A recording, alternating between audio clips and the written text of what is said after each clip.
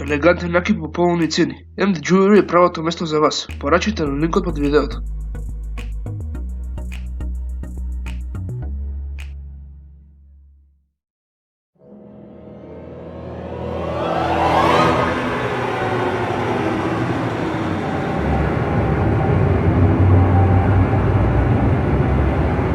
Денес по повод Халовин, во ова специјално издание на Ерускет, ја читаме на многу страшна приказна, а мислам дека можеме веднаш да влеземе во незе. Моите пријатели и јас решивме да одиме на коледарење за Халовин оваа година. Ние бевме тинеџери кои сакаа бонбони и благи работи. Живеевме во масивна населба, така што можевме многу да се шетаме наоколу. По 2 часа одење полициите и влагање во напуштени куќи. Многу среќно бегство од полицијата, бевме подготвени да завршиме ноќта. Сите застанавме на темна улица. Додиме, праша еден од моите пријатели. Добро, уште една улица, одговори на друга пријателка. Гледав по темната улица, не можеќе да го видам крајот. Имаше нешто чудно во оваа улица, како да не припаѓа тука. Куќите беа сосема различни од оние во соседството. Куќите изгледа напуштено и немаше светла ниту на улицата, ниту на куќите.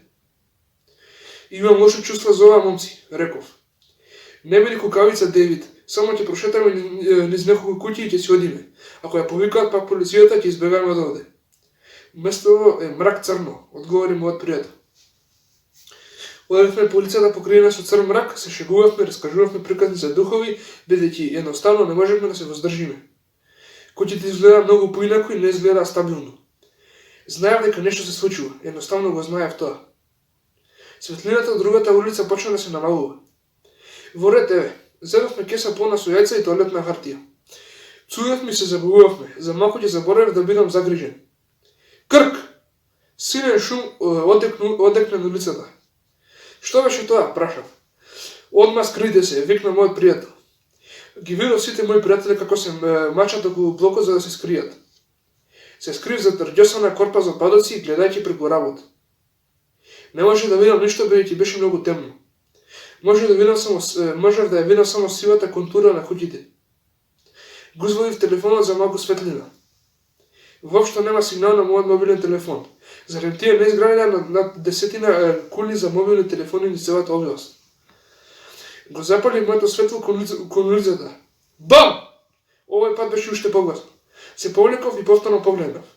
Сите пријатели беа таму, стоја на сред улица. Па што мислите, што беше тоа? Прашав, одејќи кон нив. Тие не реагираа. Здраво?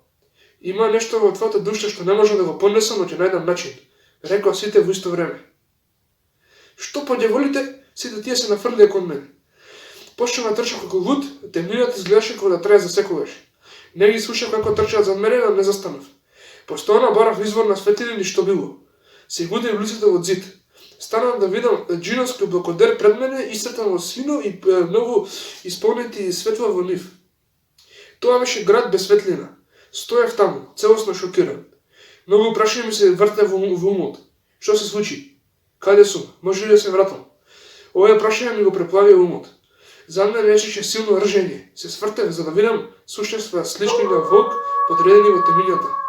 Срање, си кажав. Стоев таму гледајќи директно во суштеството. Се кам за мојата одлука после тоа. Трчав најбрзо што можев, слушајќи ги шепите на суштеството како дираат по бетонот. Застанам на уличка. Мислам дека сум добро, си реков. Далеку сте добро, одговори сличен глас. Се свртев и видов армија од луѓе како стоат пред мене. Се обидов да трчам, но друга група ја блокираше другата страна на уличката. Еден висок човек потоа дојде. Беше облечен во црно и носеше качулка што му блокираше лицето. Што сакаш од мене, викнав. Ја сакам твојата душа кој што направи со сите твои мали пријатели овде. Го користам ова царство за да доловам онолку души колку што сакам. Копиле, јас возратив. Ти си поинаку од твојата душа, посебно и многу е тешко да се добие, а она што го тежнува е тоа што си заштитен. Но ниту една душа не е доволно силна за да ме одбие. Подготви се за да станеш моја кукла. Потоа тие се затворија пред мене. Чувствував дека ова е крајот и дека не можам повеќе ништо да сторам.